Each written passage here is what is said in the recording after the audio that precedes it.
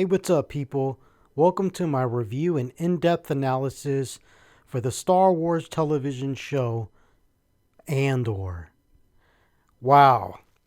Now, I have to honestly say that I am very, very surprised at this show. This show is definitely well written, it is nearly impeccable on a logistical level, and it's refreshing to finally see this in Star Wars. As much as I love Mandalorian, there were moments in the show where things started to feel a little bit like they were following the same formula. And I think most people know what I mean by that. It kind of felt like the whole side quest setup, right? And I love The Mandalorian. I think it's a great show. However, Andor feels like the show that I've always wanted as far as narrative, as far as the layout. And what I'm talking about, this show is like Breaking Bad. This show is like Game of Thrones. In other words, it's one big, massive movie. You can't skip episodes. You skip an episode and you miss important details to the plot and characterization of the main characters. And it's just been so long since we've gotten something that was like, I want to say, perfect, for lack of a better word, in Star Wars. And the last thing I could think of was Rogue One, and then before that, what was it? Empire Strikes Back? I mean, you guys know that I have an appreciation for the prequels, but they were flawed, right? So it's really, really, it's almost jarring to see something so well written and so well acted and so impeccable. And the sophistication of this show is it's kind of mind-blowing. And not only is it sophisticated, but there's a certain level of refinement in the details, and I really appreciate it. I think one of the main reasons why this show is so outstanding is because of the contributions of the showrunner, Tony Gilroy, and his brother, who are basically the creators of the Jason Bourne saga, right? The first Jason Bourne the films, the first three, the Jason Bourne trilogy, were outstanding political thriller action films, right? These, I don't know if you folks are aware of those movies. It's been a while, but the Jason Bourne trilogy with Matt Damon were outstanding, right? Great movies, especially if you love James Bond or things like that. And I really think those films were well written, and Tony Gilroy brings his A game to this story. And the beauty is in the details, man. I mean, and like I said, the writing, the directing in this show are highly sophisticated. And I think Tony Gilroy, because if you look into the making of the show, Tony Gilroy, he's not necessarily this big Star Wars fan, right? But that makes him the most perfect guy to do the job, because what is he? He's an outstanding writer and director, right? That's what Star Wars needs.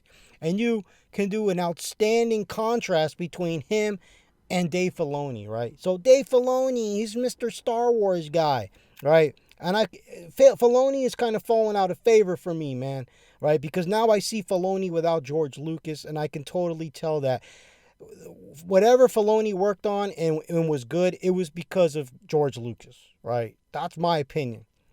So when you get a guy that's a Star Wars fan, but he doesn't know how to fucking write or don't know how to direct, I mean, it's like, who cares? Then you get shit like Ahsoka and Book of Boba Fett, right? But if you get somebody, like, just hire a good writer and a good director.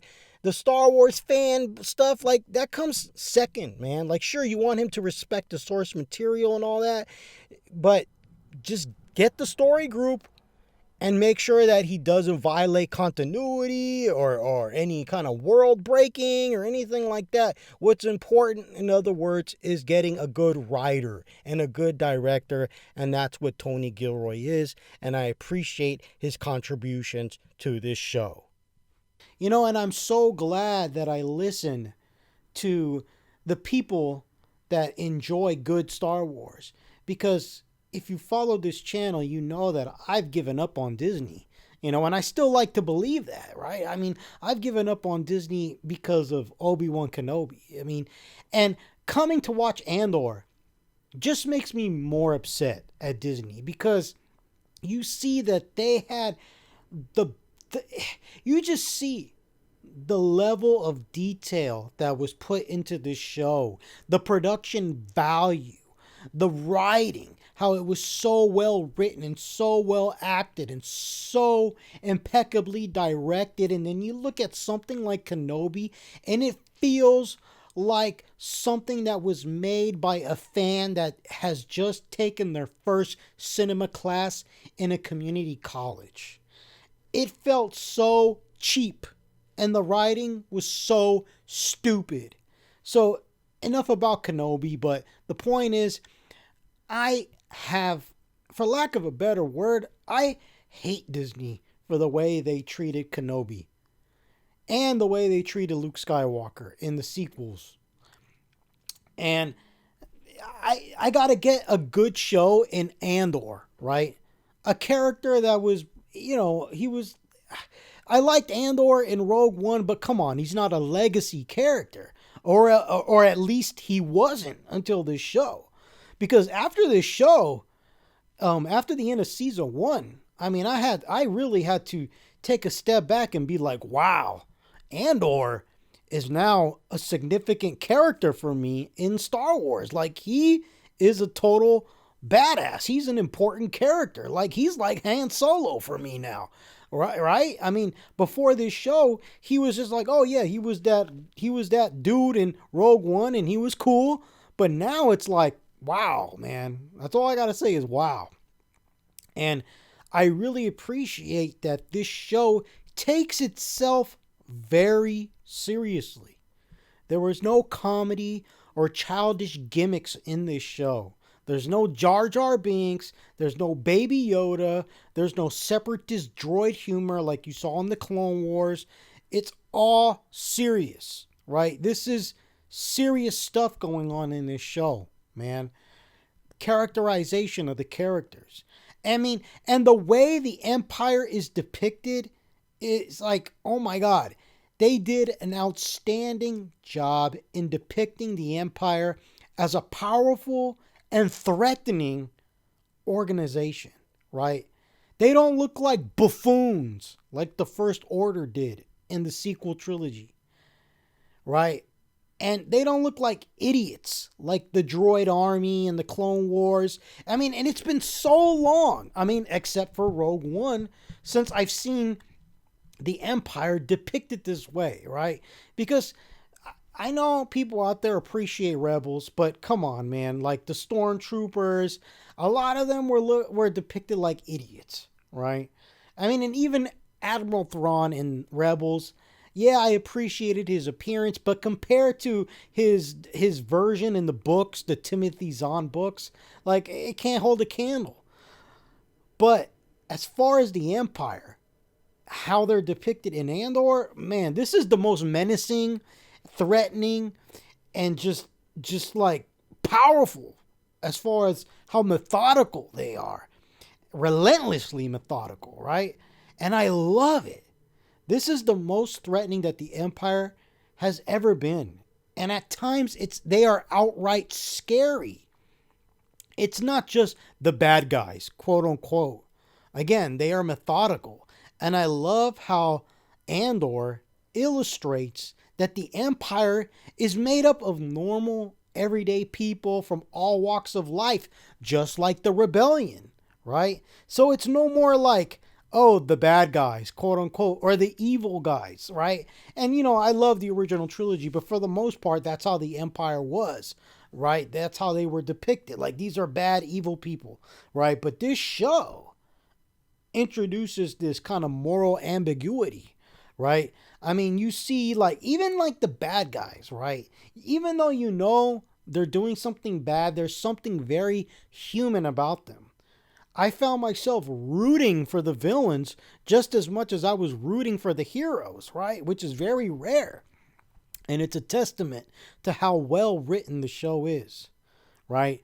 The Empire is very diverse and I love it because it makes the Star Wars galaxy feel more believable as there is a moral as there's this moral ambiguity everywhere. And when I say the Empire is very diverse, I don't mean like, like this modern day terminology like racial diversity. I'm just talking about like, yeah, there's racial diversity in the Empire, but you see young people, old people, you see people from aliens, a little bit of aliens, and it's just the way that the Empire is just depicted here is like you can see how a good person can end up on the wrong side of history, right? You can totally see how a good person can end up working for the Empire, in other words. And vice versa. You can see how a bad person can end up working for the rebellion, right? The rebellion does things that are morally questionable in this show. And I think that's awesome because that makes for some very interesting storytelling, right? And this show has amazing world building. It makes this universe feel even more believable. The world building is sophisticated and highly refined. And again, I found myself rooting for both the heroes and the villains at the same time. The production value is amazing. And again, it's a total disgrace that Kenobi, the Obi-Wan Kenobi show, was so cheap and poorly written and directed. There's absolutely no excuse. But you know what? I'm starting to realize that Disney Star Wars isn't really Star Wars, right? And the best way you can measure that is just look at how they treat the legacy characters. It's like, oh, this legacy character, Obi-Wan Kenobi. Who gives a shit? Here, it felt like that show was made for $500,000. Like, here you go, man. Just make some bullshit show. Hurry up, get it done in 2 weeks. The whole show, right? I mean, there's no reason why the Kenobi show was 6 episodes, but Andor was 12. Really? And then, oh yeah, Luke Skywalker, yeah.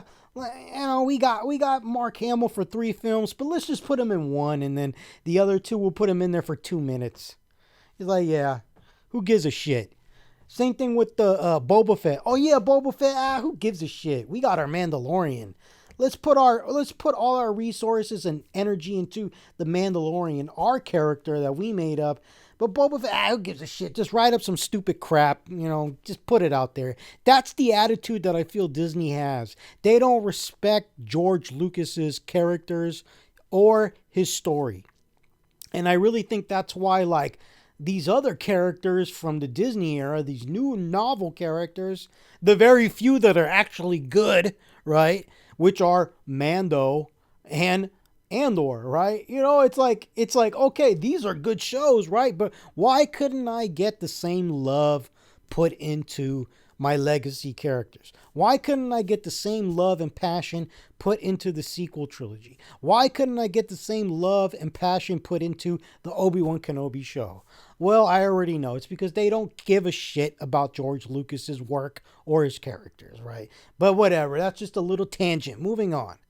Sticking with the show, right? Now, I really think this show is amazing. However, there are some negative things, right? Not a lot, right? I want to say on the scale, I want to say 95% of this show is awesome. And there's 5% that is negative, and I'm going to address that because after I address the negatives that I felt were in this show, we're pretty much just going to focus on the good and the awesomeness of this show. Now, just because this show is well written, now that doesn't necessarily equate to the show being interesting all the time.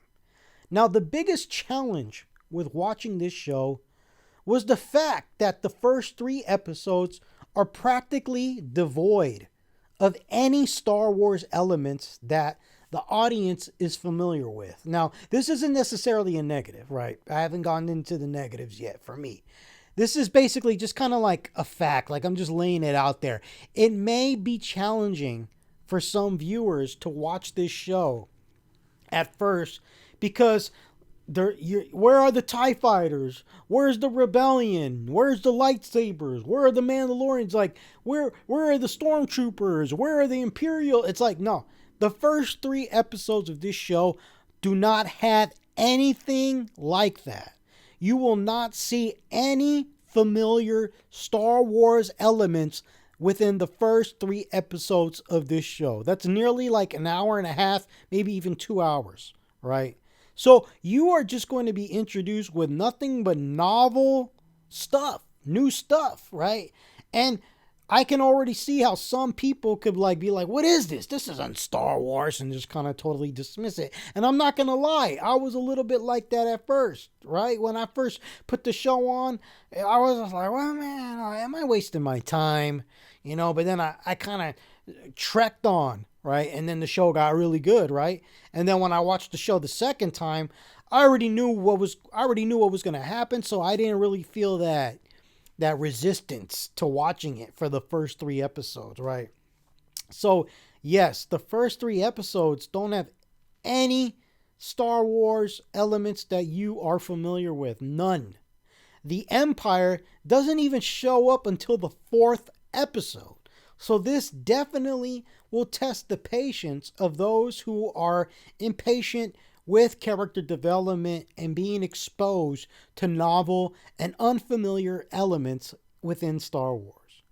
Now, another issue, or actually this is kind of the first issue, right? So just because the first 3 episodes don't have Star Wars stuff that we're familiar with, that's not a negative, right? But it is a challenge, right? For the first time viewers, right? But I'm going to talk about something that I didn't like, right? So some of these characters, there's a couple of them, right? And I found them to be a little boring, right? Now, the big problem is that, there's a lot of characters in this show.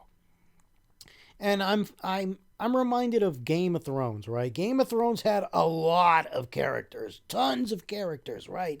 But somehow that show was able to make me care about every single one. Even a character that I hated him for the right reasons in that show, right? Because they were a villain or a scoundrel or something like that, right? Now, this show has a lot of characters, but there was like 2 characters that I would look at the screen and be like, I don't know, man, if it was necessary to follow this person, right? Now, I'm mainly talking about the corporation, whatever, police officer who lives with his mommy, right? Now, the corpo police officer was interesting at first. He really was. I was empathizing with him, right? He just wanted to do his job. 2 police officers got killed by Andor. He just wanted to find out what was going on. But then he got fired because he didn't heed the instruction of his superior, who was just kind of like, let it go. So I kind of felt like, again, like, this dude isn't necessarily an evil person, right? But at the same time, he's obsessed with righting the wrongs that have been done to him for being fired, and this criminal Andor being able to escape, even though he's a murderer of 2 police officers who were actually the bad guys because they picked on Andor, they were extorting him, all that stuff, right? But again, this is that moral ambiguity of this show that makes it awesome.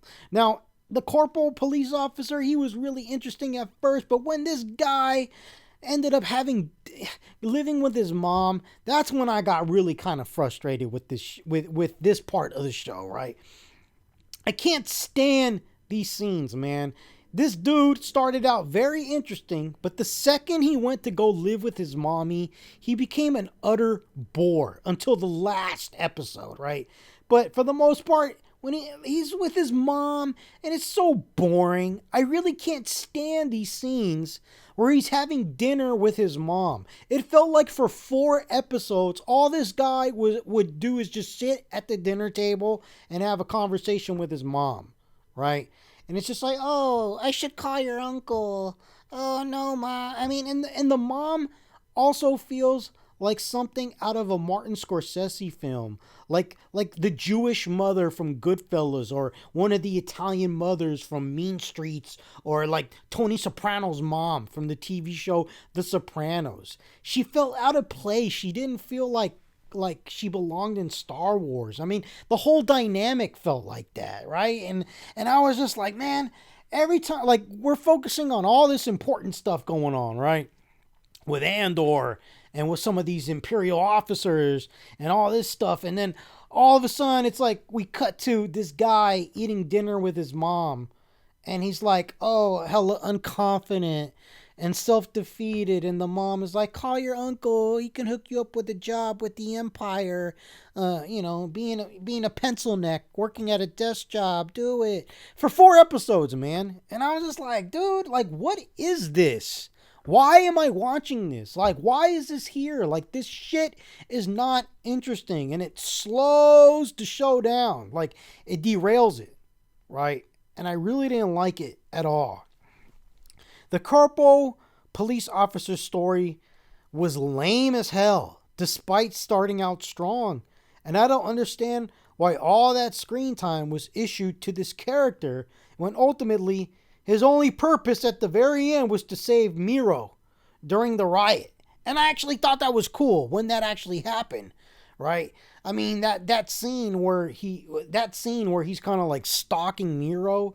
I mean, I was like, oh, okay, like this dude is, he's developing kind of like this obsession with her, right?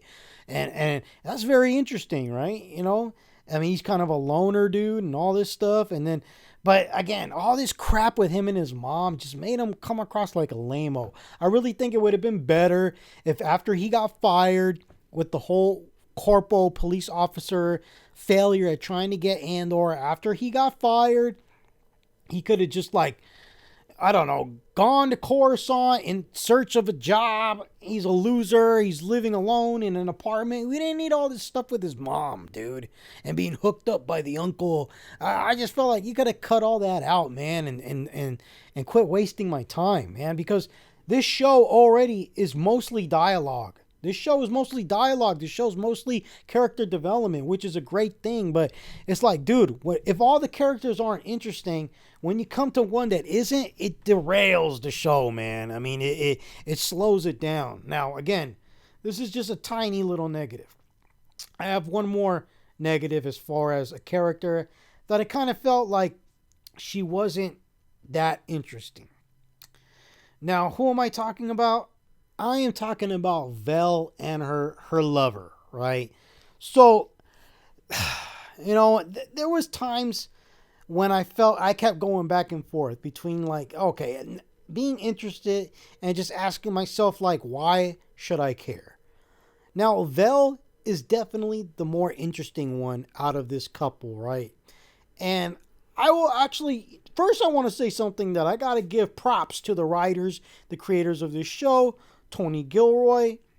Now, I really think it is a well done, and I commend them for having this like lesbian couple who are rebels, and actually have them be characters that actually like contribute something to the story, right? Because every other Disney product, you feel like they're there just for the sake of being there, whether it's for racial diversity or gender diversity or sexual orientation diversity or whatever the fuck you want to call it. But the point is, here you actually feel like, oh, okay, the fact that they're lesbian is irrelevant. They're actually like characters. You know what I'm saying? Compare this to like that shoehorn stupid lesbian kiss at the end of Rise of Skywalker. Like, that was such bullshit, right? Okay, we're gonna put this in there to make gay people happy. Like, you should be insulted if you're gay, because what you should want is actual characters.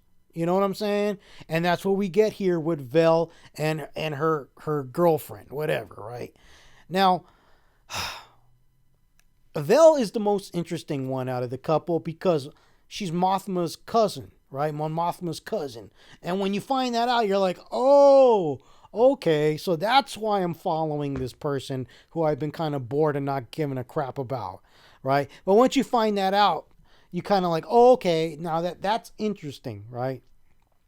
So at least Mon Mothma's cousin has that connection to Mon Mothma, right? To make her somewhat interesting, kind of after the fact, right? Because up to that time I was just wondering, like, why did we keep this character around? Like, why? Like just leave her behind. We already got too many characters, right? Just leave her behind. But when you had that little twist, I was like, oh, okay, that's interesting. All right. So it's like that contrast between Mon Mothma and Vel, right? The cousin. It's like Vel, she's in the trenches. She's actually fighting the rebellion. But Mon Mothma, she's fighting the rebellion too, but in another way, right? Talking about funding and all that stuff. So it's interesting to see both those separate worlds that have the same interest collide, right? Or or not collide, but contrasting them, right? And seeing how each one faces different challenges. Like, that was very interesting, right? Now, the negative with this is that her girlfriend, Vel's lover or whatever, she just, every time she's on the screen, man, I don't know why, but I just feel irritated, man. Like, she's just taking up screen time to me, right? And I just feel like all she does is just literally just stand there with this look on her face like she's constipated. Like, this chick never smiles, never like looks happy. She just looks like something crawled up her ass and died, man. And she just walks around with this scowl on her face. And I don't think she's a likable character. And she doesn't even say much, right? She has very little dialogue, but we follow her. And at the end of the first season, it was like, oh, so her big thing was that she stabbed this random Imperial. Like, okay, like, I don't know why we got to be following her. You know what I'm saying? If that's all she's going to do, right? And the only reason why I'm bringing this up is because, again, brevity is the soul of wit, man. This show has a lot of characters and there's a lot of dialogue. It's mostly dialogue. So I feel like we can't be wasting time with characters that are not interesting, right? But you know what? That pretty much is all the negatives that I have for this show. Except, wait a minute. Sorry. There's one more thing, right? This show really, really, really dragged with the 5th episode, right? And the reason for that is because of this whole setup for that heist, right? To kidnap the big bankroll from the Imperials during that episode, The Eye, which was an amazing episode. But for 2 episodes, so you have 2 episodes setting up this heist, right? So that's almost like an hour and a half, an hour and 40 minutes, maybe even 2 hours of just setting up, right? And that 5th episode, because you got the 4th episode where Andor is introduced to the crew, and you're like, okay, we're going to go on this mission. Okay. Then the next episode, episode 5, and it's again, more setup, more preparation. And it was just like, oh man, that's where the show started to drag, right? So I really think that the episode 5 dragged, right? So you already have 3 episodes, the first 3 episodes of this show, and you're like, oh, what? This doesn't feel like Star Wars at all? At least not yet, right? Because the Imperials don't show up to episode 4. And I will just say, when the Imperials show up in episode 4, like, I know for some people, they're like, oh, there's no TIE fighters, there's no X-Wings, there's nothing Star Wars as far as like what I'm familiar with.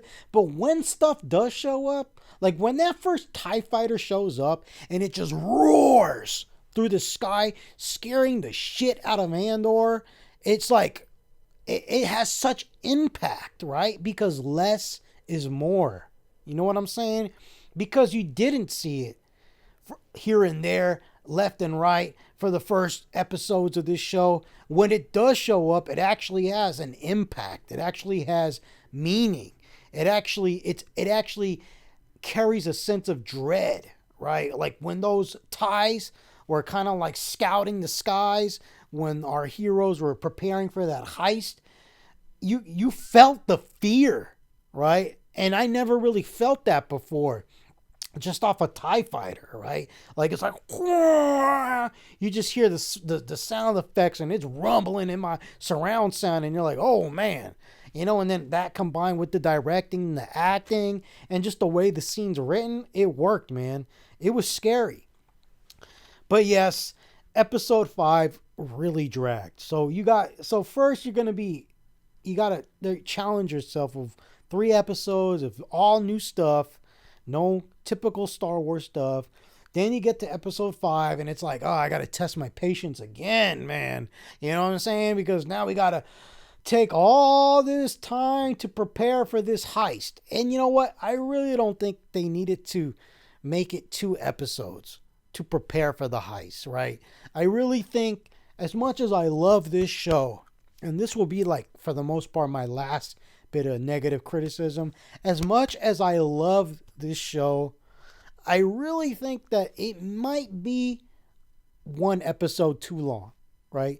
I think that it could have been maybe edited a little bit more with a better pacing, right? Even though I love all this world building, I love the slowdown, I love the dialogue, I love the impeccable set design, right? I really feel like I am seeing a side of the Star Wars galaxy that I've never seen before, right? And I really think that this show has some of the best world building that Star Wars has ever seen, right? And the reason for that is because we're seeing how everyday people operated in the Empire. We've never seen that before, right? And that's amazing. But that being said, I really think that maybe they could have chopped off 40 minutes out of the entire show, or maybe half an hour, just to give it a little bit better pacing, right? So that's another thing about this show that's different than any other Star Wars property. And that's that this show isn't necessarily fun, right? I'm not saying it's lame or boring, but when I say fun, I mean like it doesn't have that Star Wars feeling, like magic, like you did with the original trilogy or Mando season 1. It doesn't have that fun vibe, right? Now that doesn't mean it's not good. It's a different animal. It's a different vibe. This shit is serious, man. This is serious stuff going on here, right? The best way I can compare it is like, because when I saw this show for the second time, I watched A New Hope, the theatrical cut of A New Hope, and then I watched this show. And I was like, wow, this show fits really good with A New Hope, right? I mean, like, even though A New Hope was fun, I'm not saying that it wasn't, but when I say that it connects, it's like Tarkin, right? And when I think of Tarkin, Grand Admiral Tarkin, or what, I don't know, is he a Moff? I forget, man. I'm all mixed up. But anyway, Tarkin, the vibe that Tarkin gives, that's what this show is, right?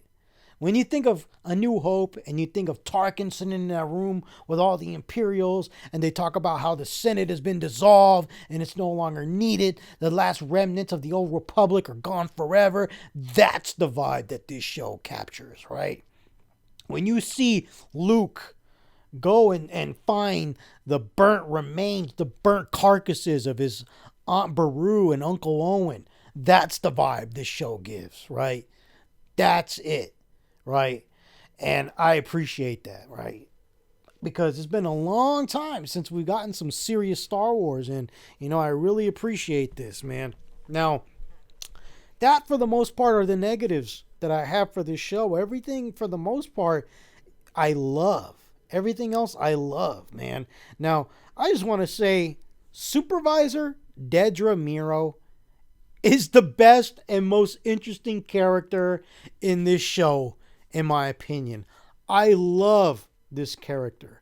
I love seeing her compete with her colleagues in the Empire, and I love her determination and methodical nature. I just want to speak really quick about the female characters in this show, right? They are amazing. This show is a shining example of strong female characters in the spirit of like Ripley, Sarah Connor. And when you contrast the female characters in this show with the fake girl power bullshit like Rey in the sequel trilogy or Ahsoka and Sabine in the Ahsoka show, it makes those depictions of quote unquote strong female characters feel infantile as hell. Whereas the phony and dishonest depictions of these strong females in the sequel trilogy and Ahsoka show, they focus on physical strength and belittling those they surround themselves with. But in Andor, the strong women are strong because of their cunning and smart decision making, right? And the struggles that they go through, right? The change, right? And take, for instance, Bix. She endures trauma, man, in this episode. Like, she starts out as this kind of like savvy maintenance girl, and she's beautiful. I gotta first say, the actress that plays this character is absolutely gorgeous. Bix, she goes through so much in this show, man, trying to protect Andor. She basically gets tortured, right? And you see her at the end of this show, at the end of season 1, and it's like she's like totally mind fucked, man. You can tell whatever torture they inflicted upon her is going to have some significant traumatic effects on her, right? And that's commendable. I mean, let's think about Rey. Nothing ever happened to her. Let's think about every other Star Wars female character. Nothing ever happened to them. They come out of everything unscathed. But here, Bix, not her. You could tell whatever she endured as far as the torture that she went through, it's going to have an effect on her character, right? And I admire her because she's still strong, right? Even though she endured so much trauma, she's still strong at the end, man. And that's powerful. That's a real strong female character right there. You know what I'm saying? We got nothing like that in the sequel trilogy. This character shits on Rey, shits on Rose, shits on that bucktooth girl that was in Rise of Skywalker, shits on Ahsoka, shits on Sabine in the Ahsoka show, and also Dedra Meero, an amazing character. Awesome villain, man, right? I don't know why, but I champion this villain. Like, I want to see her succeed. You know, and I'm like, shouldn't I be hating this person? But it's like, I don't. I love her. I love her.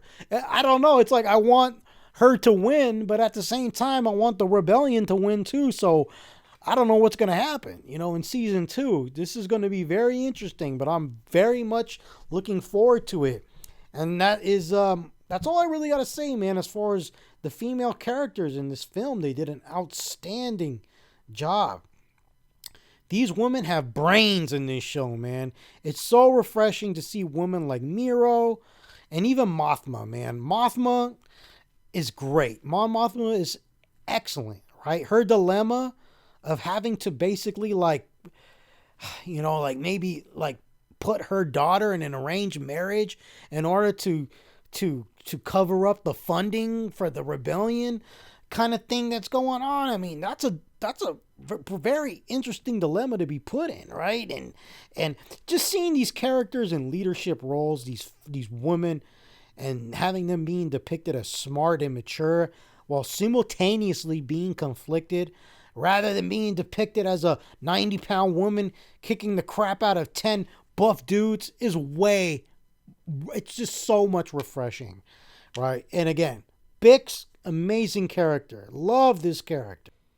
Now, one thing that was a little unclear to me is the depiction of Andor when he was a child. Now, him and the other kids seem to be on this kind of Lord of the Flies hype, which is fine, right? I think that's a little interesting.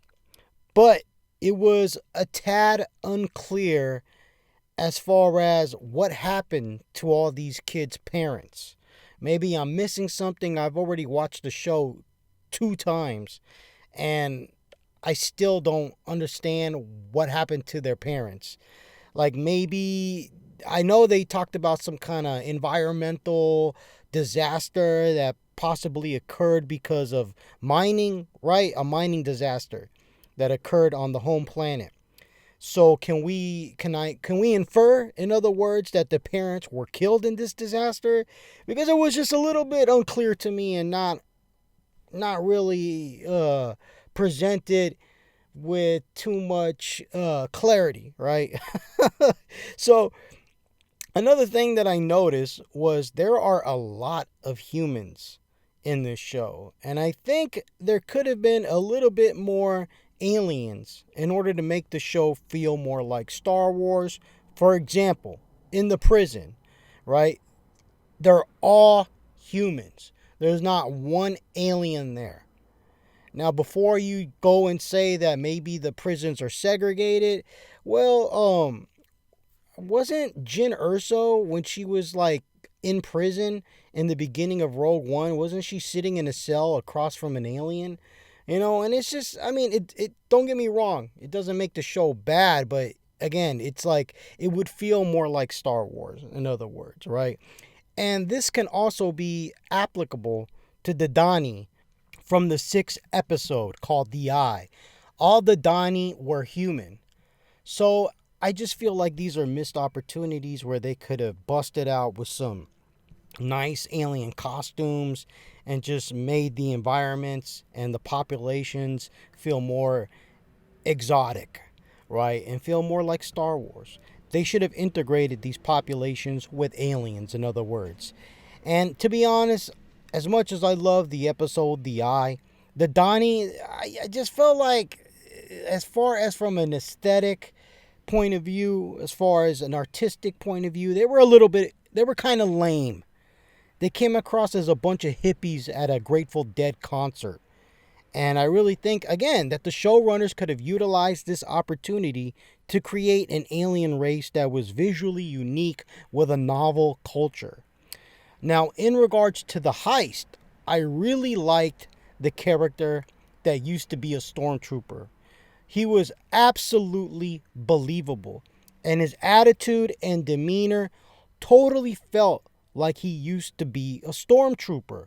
Unlike stupid Finn from the Disney trilogy, who was a total goofball and janitor, right? Totally unbelievable Finn was as a stormtrooper. Like, there was no chance in hell that this guy was a stormtrooper. What they did to that character was a travesty. The only time he actually felt like a stormtrooper was like the first 30 minutes of Force Awakens. But when he started doing all this goofy comedy stuff and started talking about being a janitor and mopping floors and coming up with these lame jokes, it was like, nah, this dude is an actor. You're not a stormtrooper. You're not believable at all. No offense to the actor. Now, when it comes back to this character from Andor, this guy has a serious demeanor. And he really feels like a soldier. I mean, you just look at his face and you're like, this guy was a soldier. You look at Finn's face and you're like, this guy's a goof, a moron, somebody that cannot be taken seriously, in other words. And that's very unfortunate to that character. But yeah, coming back to this Andor character, this is how you do a black stormtrooper going rogue correctly, right? And I love that the show was not afraid to kill so many of the rebels during this heist after we got to know them. So even though I kind of felt like maybe the setup took a little bit too long to do this heist, there was a little bit of a payoff because they start dropping like flies when this heist happens. And I love how the show wasn't afraid to just kill off these characters without mercy, like a real battle. It really showed, or rather, it conveyed the possibility that of course everybody except Andor and Mothma, but some of these new characters, they may not make it out of this show alive, right? And I love that because that's what makes you get emotionally invested and care. And now, I also like that the show illustrated that the rebels, they're willing to kill the hostages, showing that the rebellion really needs to get its hands dirty if it wants to win the war against the Empire. And I also like how the show was willing to make one of these rebels handicapped, which is when Karras got crushed and lost the use of his legs during the heist or during the escape. Now, in this episode called The Eye, I thought The Eye was a very novel and cool aesthetic that was fitting for Star Wars. The meteor showers and the TIE fighters during the escape were awesome. I also like how the show illustrated how scared Vel, Mothma's cousin, was before engaging the mission. Like, you could totally see that Vel is having doubts and she has to face her fear. I mean, she's shaking, she's scared. See, something like this little nuance was so amazing and something you typically don't get from Star Wars. And that's why this show, Andor, is a whole new level of excellence for Star Wars, right? It has upped the ante. And I feel like for such a long time, we've been settling for less or just settling for kind of like the same level of goodness that's come before. But Andor takes it up a notch. And again, this nuance, you will never see this kind of nuance in something like the Disney trilogy or the Obi-Wan Kenobi show. They don't see, this takes not only excellent writing, but excellent directing, right? This is a director that has consideration for these little details and confers with the actor or actress and comes up with this little detail that has so much impact and power in regards to making this character feel believable, right? And I loved it when Andor killed Arvel after he suggested that they abandon the survivors and take off with the money. I think Andor did this because he saw a piece of himself in this character in Arvel. And it's a piece of himself that he feels disgusted with. Now, the reason for this is because initially Andor was only doing this heist for the money. But I think over time he develops the need to truly devote himself to the rebellion. Now, he's not quite there yet because that was the whole climax of season 1. But you could see that he has a morality. He has a sense of morality. At first, he's like, I just want the money. And now he's like, well, I'm not willing to kill these people that I've gotten to know just for some money, right? So he has a sense of morality. And you could tell that he has some empathy for the rebellion. However, at this moment, he's not fully committed. And that doesn't happen until the end of the show, the last episode in this series. And it's similar to Han Solo, only here it's more gradual, it's more fleshed out because it's a 12-episode season. And I don't think Andor even realizes this. So he doesn't yet. That's my point. Andor doesn't even realize that he's developing this devotion for the rebellion, or not necessarily devotion, but the sentiments, this empathy, right? I don't think he realizes this when he killed Arvel, and only truly identifies with this change within himself after he escapes from prison, after he's wrongfully arrested, right? And he goes to prison. Then he truly sees the evil of the Empire. And I also really enjoyed the relationship between Andor and his adoptive mother. I thought it was very touching when, after stealing all that money and finally having enough money to leave, and then he asks his mother to go with him, and then she declines because she is tired of running. And then he says, but I'll think about you all the time. And then she says, that's just love. Great performances right there, man. I mean, this is, without a doubt, probably the best acted anything in Star Wars, right? Probably since Empire Strikes Back, man. Right. And one observation that I have noticed among the fans of this show is that they say the love that they say that they love politics, right? I love the politics of this show. And I'm kind of going on a tangent here, but I feel like it's well deserved because this show has a lot of politics, right? And again, one observation I've noticed is that some fans of this show love the politics, right? Now, I find that to be kind of hypocritical because some of these fans that say, I love the politics of Andor, they're the same people who say that the prequels were boring because of the politics. Now, to me, that makes absolutely no sense. Because, like, for instance, I think one of my favorite sequences in Phantom Menace is when they go to Coruscant and Padme or Queen Amidala has that speech about how the Trade Federation have invaded their planet, and then you see the incompetency of the Senate, and then Palpatine utilizes this to propose that the Chancellor be impeached or whatever, and it's like a vote of no confidence, right? So that's one of my favorite scenes in that movie, but a lot of people on the internet are like, it's so boring. And then now here's Andor. Oh, it's so great. It's a great show. I love the politics. It makes the Empire feel more real. I'm like, I think you folks are hypocrites, and I just have to say that. I'm not dropping any names, but I'm just saying. Now, an example of some brilliant writing in this show is the fact that Andor was able to complete this nearly impossible heist.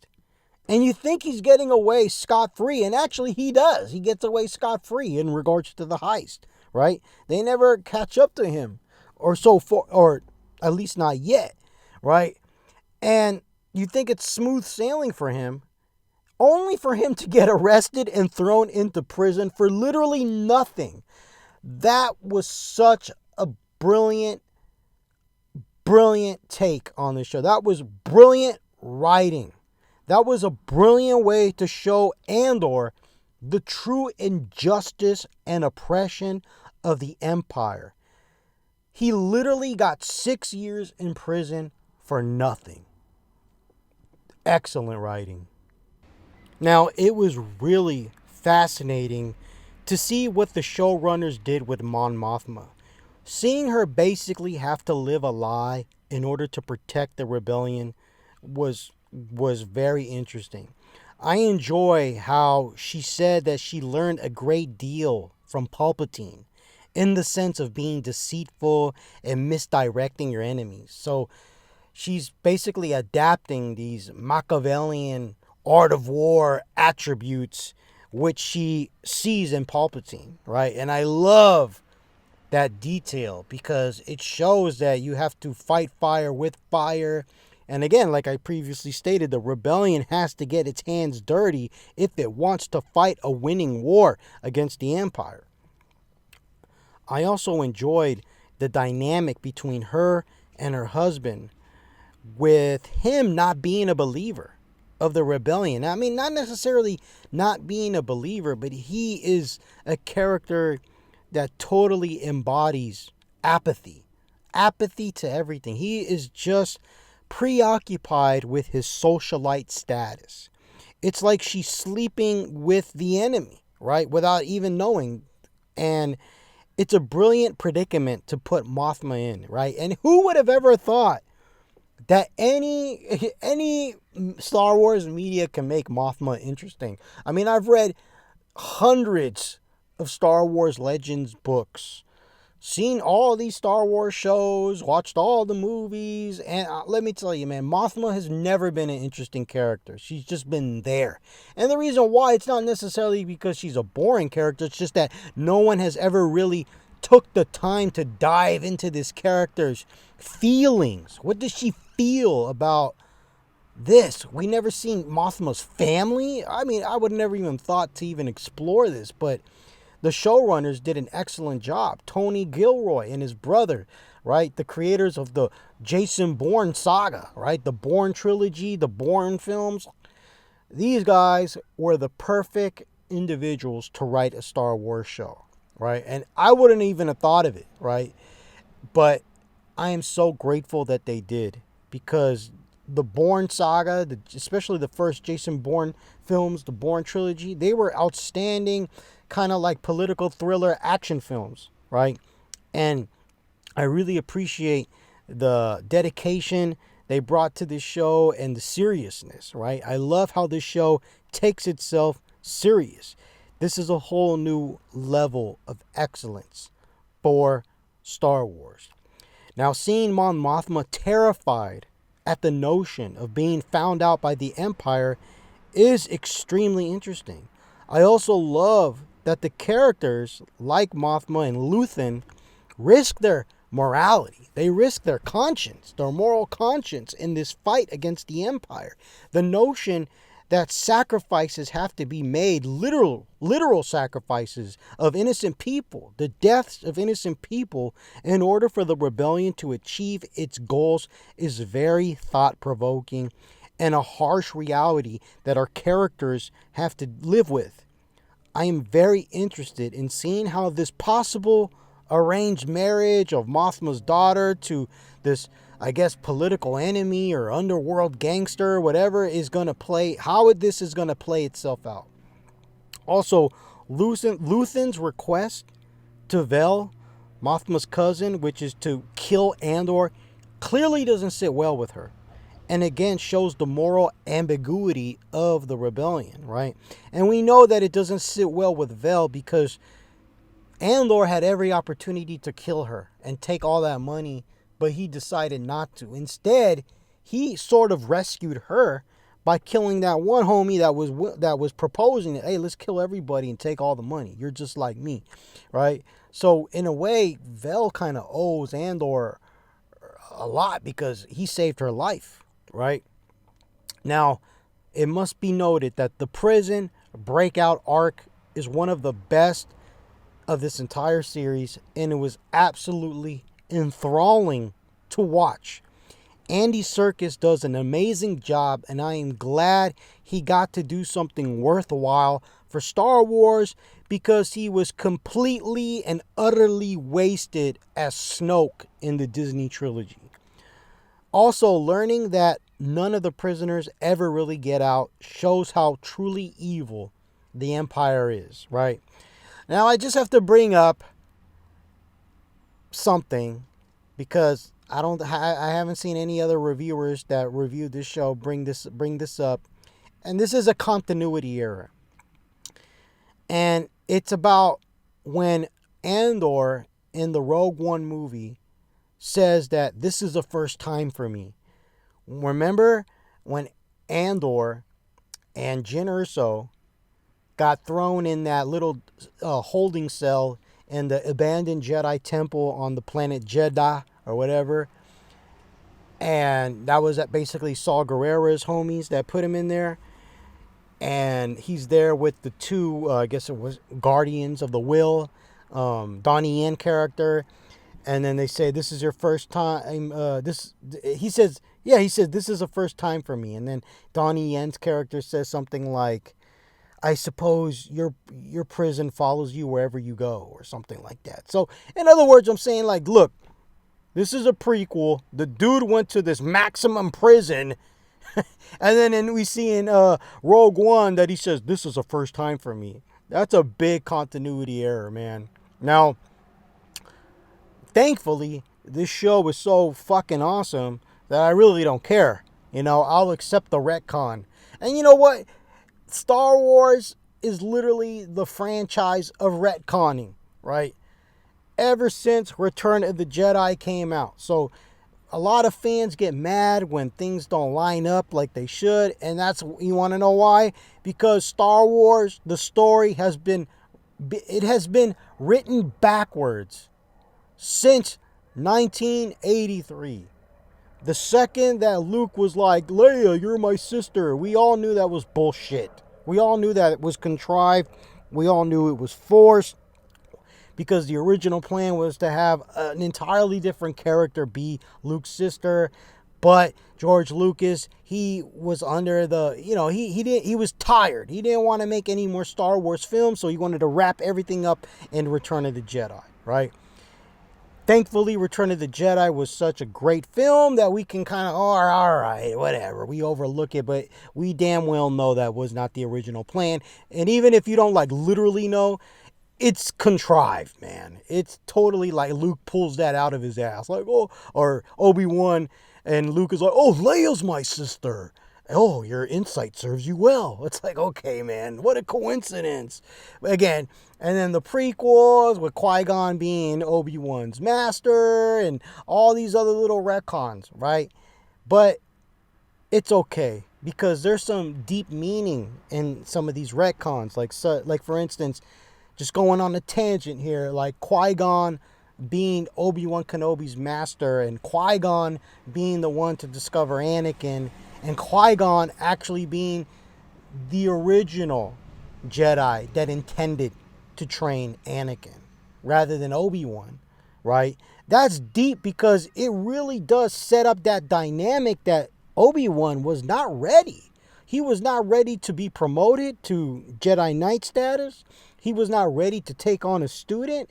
And that's just one little seed in the makeup as far as the formula as to why Anakin became Vader, right? And that's a little nuance that I appreciate, right? So point is, retcons happen, continuity errors happen.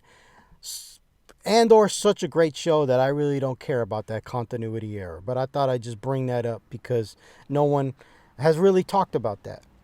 Now, when Lonnie, I think that's the name of the character, Lonnie, he's basically the Imperial that's part of the rebellion, and he's in the inner circle of the Imperials, right?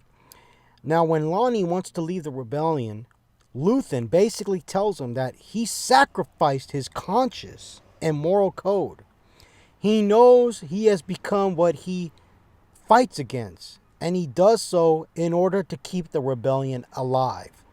That was such an amazing monologue, if you want to call it that, between those two characters.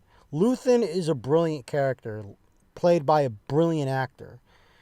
Now, when Andor's mother dies, I like how her speech was the focal point for the riot in the last episode of this show. However, it did start to drag a little in regards to getting to that point in the show, and I mean the actual riot, right? The funeral band portion of this episode was tedious, and I felt like it could have been cut out, right?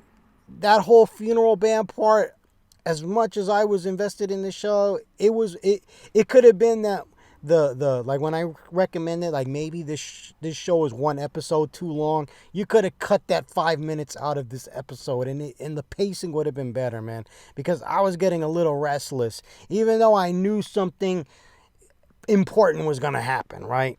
Also, another factor that kind of contributed to this restlessness and maybe a little bit of tediousness was that it seemed like they were trying to create some suspense in regards to the possible capture of Andor.